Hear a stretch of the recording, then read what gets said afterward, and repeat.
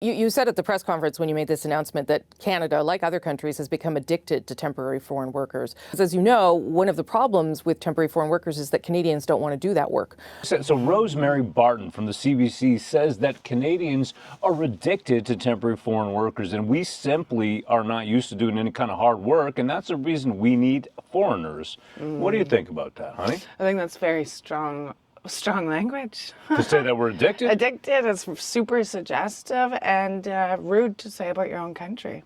My name is Rohan Go Home Kumar, and this is Old Stock Ashley. That's right, she's old stock, an old stock Canadian, a real life old stock Canadian. How does it feel to be an old stock Canadian in this new world, Ashley?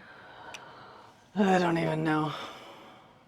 How many people are out of work here and they'll take a job? Yeah.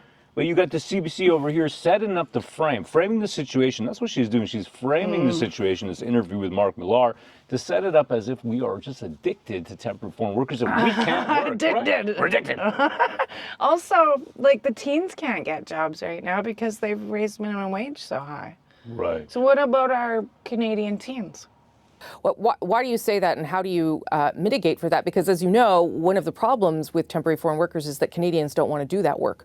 And so people will have to reach out to temporary foreign workers in order to make sure there's enough in the labor force. Canadians don't want to do that kind of work.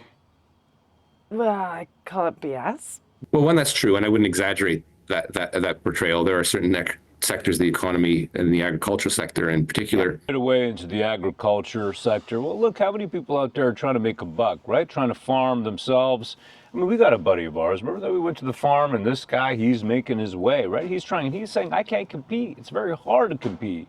It really is. And that's what happens when you keep on importing fresh, green labor that just doesn't cost so cheap. And I seen a CIBC report talking about that, about how, hey, if we don't import all these people, it's going to cost big business. Well, that's what it's about. But they don't want to talk about that. Big business, government, hand in hand, importing a stack of people. Meanwhile, our own people can't get work. Students on work permits, it's people that are seeking asylum here in Canada. And it's very highly specialized people that are here that we can't train in here in Canada or don't have sufficient skills to train. So why is he even talking about asylum here in Canada? How's that got to do with temporary foreign workers and how we're addicted to cheap labor? Addicted. You're telling me that we got people here we can't train. We train doctors. Where do they go? They go to the States. We train programmers. I'm a computer programmer. We train all kinds of highly technical, skilled people. And where are they going? They leave the country. That's what they do because the opportunities aren't here, because you get taxed too high. We're fast approaching a world where lies are commonplace, truth turned upside on its own head. That's a world that crashed the system. My comic book illustrates, it describes a world that I can't necessarily always talk about in detail, full detail, on these kind of platforms. Why? Because, well, there's something called censorship. If you've got a moment, please check out RowUncensored.com. I'm kind of worried sometimes. You know that? I also get worried. You know that? Yeah. That we're going to be separated. And that's the reason I've got RowUncensored.com, so you can get on the mailing list and stay connected with freedom. Desmond wakes up. This is Crash the System right here. You see that? Crash the System. This is one of my comic books. You got it. I'm a comic book publisher. Check that out. Crash the System. Desmond wakes up in a world that he doesn't recognize.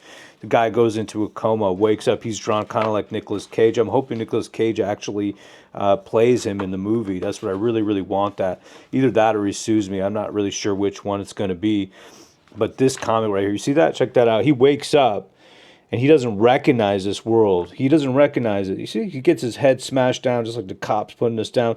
Because he's thinking, hey, man, I'm free. I got him on a motorcycle. Okay? But it ain't like that anymore. It's the metaverse, baby. The betaverse fact book. This is the book, man. I'm telling you. Check that out right over here. You got a little homage. You know what I'm talking about. You know who that is, right? You know who that is. Check this book out. I'm telling you, Crash the System. This book tells a story that we can't always tell, that I can't always talk about. I can't always talk about this kind of stuff online. I just can't. It's just the way it is. You know what I mean? Why can't I talk about it online? Well, it's called censorship. That's what it's called. It's called censorship.